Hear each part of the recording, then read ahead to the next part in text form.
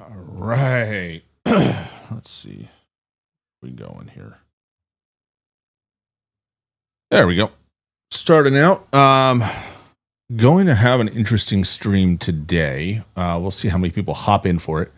Last time it was really pretty well received. I'm just gonna finish popping off a few invites here. Get it out there. But generally, our goal today is to go over, kind of talk about controllers a little bit, what makes a good controller good. And then I want to go through some other topics came out. Maybe talk about Warzone a little bit, see who's in and who wants to talk about it. But let's grab. Let's see here. Where's my channel? Where's that live button? Come on. YouTube has got to figure out how to make live broadcasts better. They're just not great right now. Not great. Not a great experience.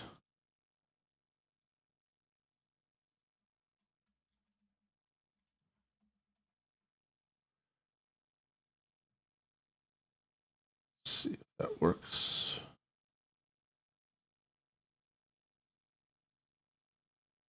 Hopefully it works.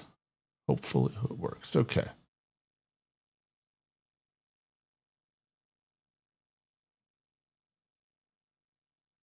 All right.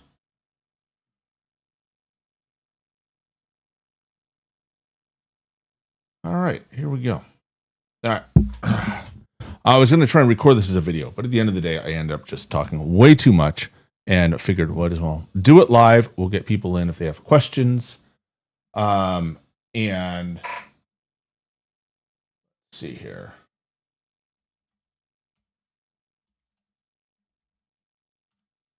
If we have questions, and we'll just kind of go from there. So, all right, here we go. AIM Controllers is having their 11th anniversary sale this month, which is cool. And the promotion right now is actually one price, any configuration, anything you want on your controller, which is a hell of a deal. So I have been an AIM partner for a little over a year, or affiliate, I guess.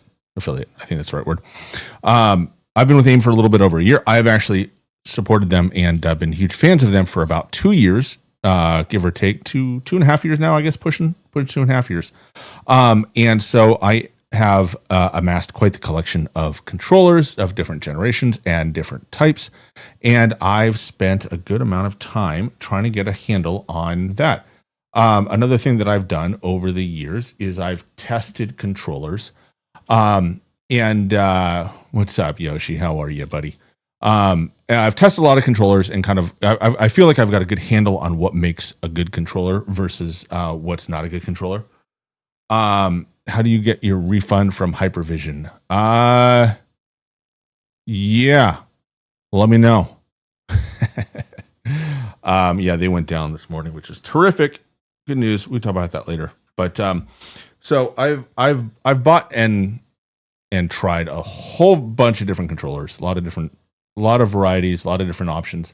And, kind of narrowed down, what makes a controller good. Now, this is primarily for first-person shooter games, okay? If you play racing games, if you play sports games, the needs are different. And so I use different controllers for different types of games just because of my needs and because of what makes a really good first-person shooter controller is not necessarily what makes a good racing controller or a good fighting game controller.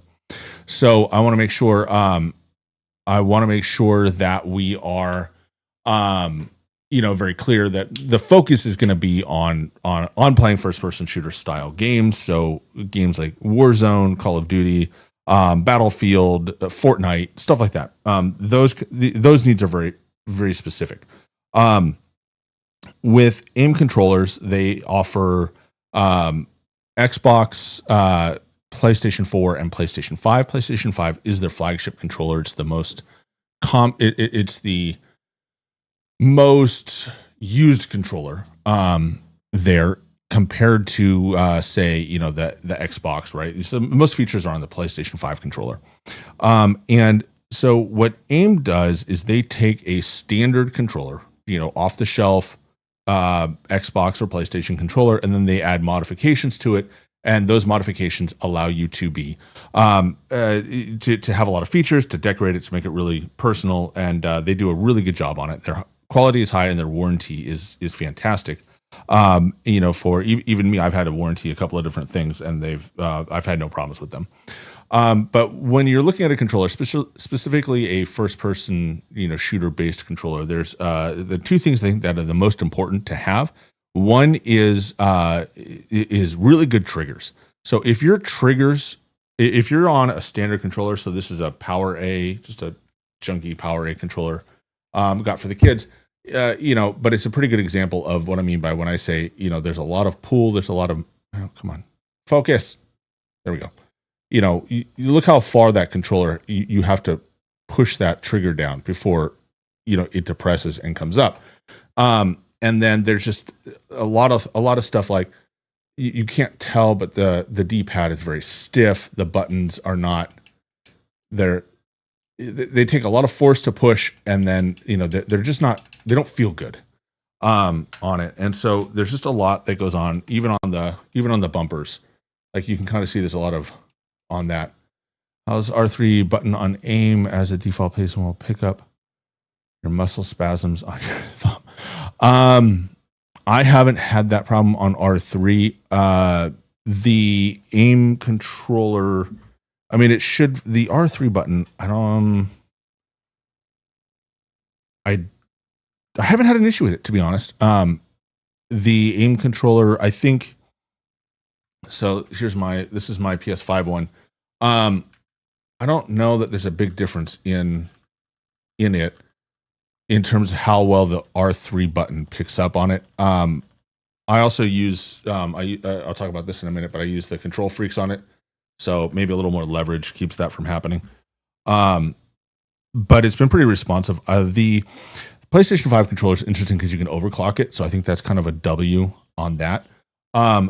But with AIM controllers, so triggers are, I think, the best. The one of the most important things. The other one is being able to take your face buttons, right, and put them on the back so you can have paddles. The default, they have four. So the default is a four paddle arrangement. 1, 2, 3, 4. This is actually an older style. The new style. Where's my other one? The new style is actually sort of this. Come on, focus. Camera says no focus on you today.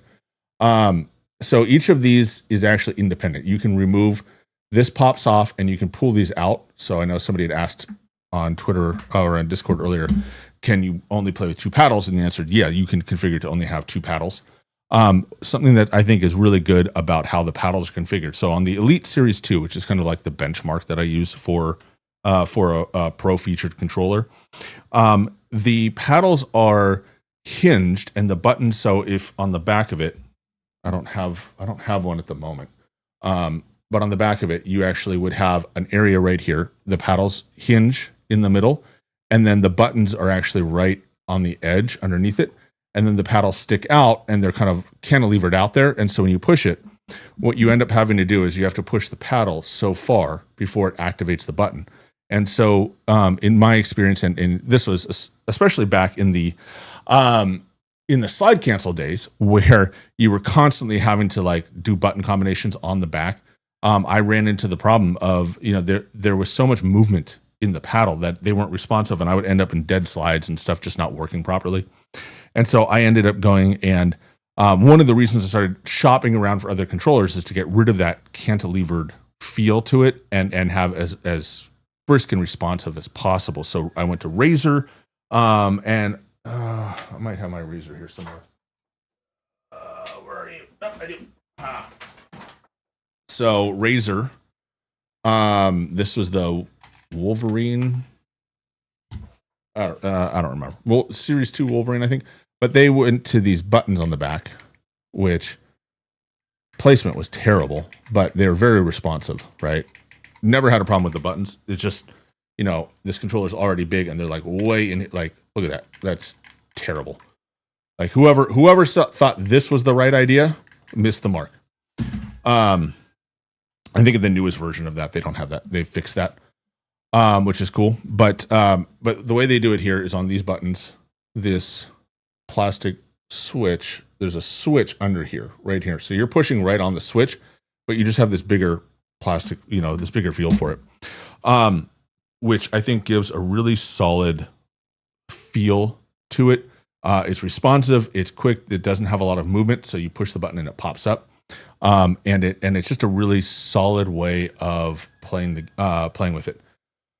Then you go in, and so I want to go through some of the options. So if you look, if you go into the website, you can customize all of this stuff.